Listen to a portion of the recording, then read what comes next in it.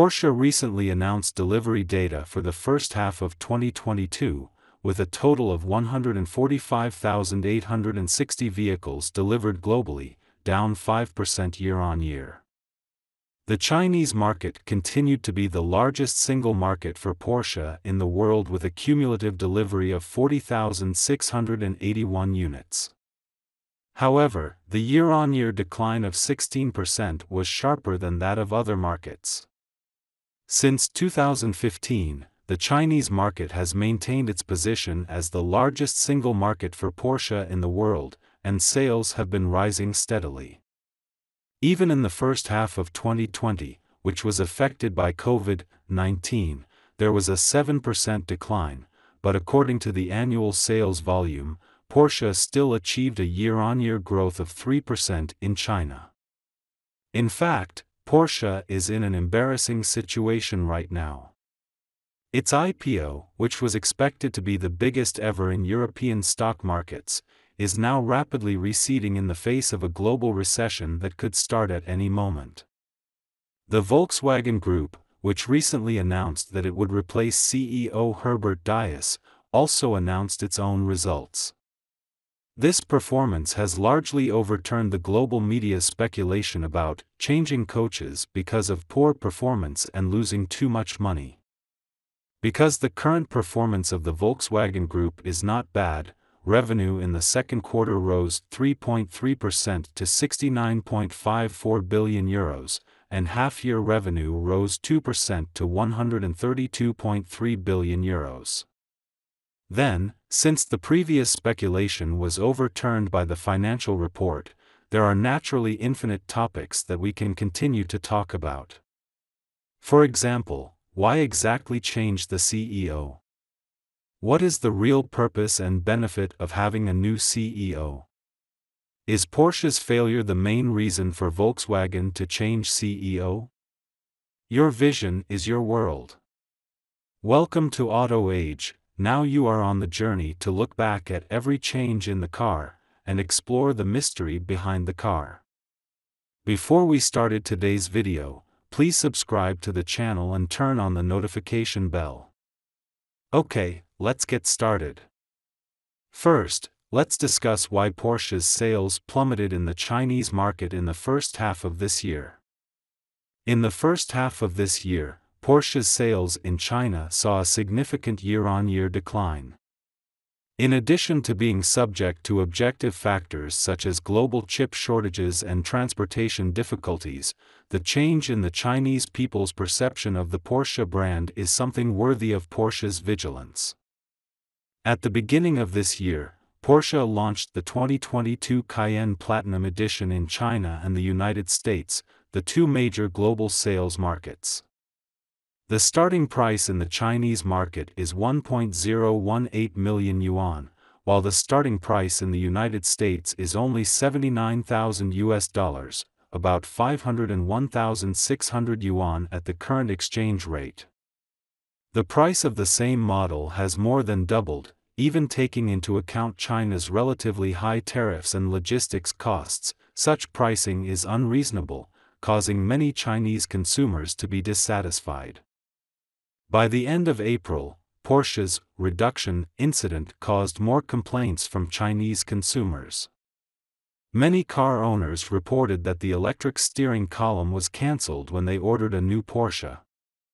At that time, Porsche promised to temporarily reduce the vehicle to a manual steering column due to insufficient chip supply, and would upgrade the electric steering column for owners free of charge in the future. However, the upgrade was later cancelled, and only 2,300 yuan vouchers were used to compensate. In foreign countries, Porsche US officials made cash compensation and sent an email to the owner to inform the relevant situation. Such discriminatory treatment and inconsistent compensation schemes have sparked protests from Chinese car owners. Porsche China officially announced an apology letter and a solution on April 30 and May 18, stating that it would provide free restoration service for the relevant function for customers who had promised to restore the power steering column adjustment function, and would also provide a flat-rate compensation plan for customers who ultimately did not restore the relevant function, as well as a 1-year extended warranty for all affected customers. But it is undeniable that the distribution reduction incident is Porsche's biggest public opinion incident in China in recent years. So, does Diess' dismissal have anything to do with Porsche's plummeting sales in the Chinese market? If we look into the current impact of Diess on the entire Volkswagen Group, there are actually only two things that are unsatisfactory. First, its frequent layoffs and optimization ideas have formed a contradiction with the labor unions of various brands of the Volkswagen Group. Secondly, although the Porsche brand is not damaged on the surface, the extent of the damage is not small. Anyone familiar with the Volkswagen Group knows that it has conducted a classic takeover and reverse takeover with the Porsche family before. The final outcome is that the Porsche family controls the Volkswagen Group, while the Porsche brand has become a sub-brand of the Volkswagen Group. In short, the many decisions behind the Volkswagen Group reflect the will of the Porsche family and the Peach family. When Diess is accelerating the reform of the Volkswagen Group, it is the Porsche brand that has suffered the most damage. At the same time, it is very interesting that the newly appointed CEO of the Volkswagen Group in the US market is also the CEO of the Porsche brand. The damage comes from two aspects: sales and IPO valuation. In terms of sales, the overall decline rate of the Porsche brand is about 5%, which is not as large as the 18% of mainstream Volkswagen brands. However, analyzing its specific figures, it can be seen that its sales in its traditional core markets, except for Europe, are currently in fall. Sales in Europe and Germany rose by 7% and 5% respectively, but in addition, the world's largest Chinese market sold 48,600 units in the first half of the year, down 16% year-on-year, and the world's second largest market, the United States, sold 36,300 units in the first half of the year, down 10% year-on-year. The increase or decrease in sales in these three major markets directly means that in the Chinese and American markets where intelligence and electrification are further growing, Porsche's competitiveness is significantly declining. In the European market, it can maintain its traditional advantages. The IPO valuation is another big problem. Everyone knows that in the current stage of electrical plus intelligent transformation, whether it is traditional car companies or new force car companies, they need a huge amount of money to support their technology iteration, the past profits generated by selling cars. It is difficult to support it sitting at the competitive table.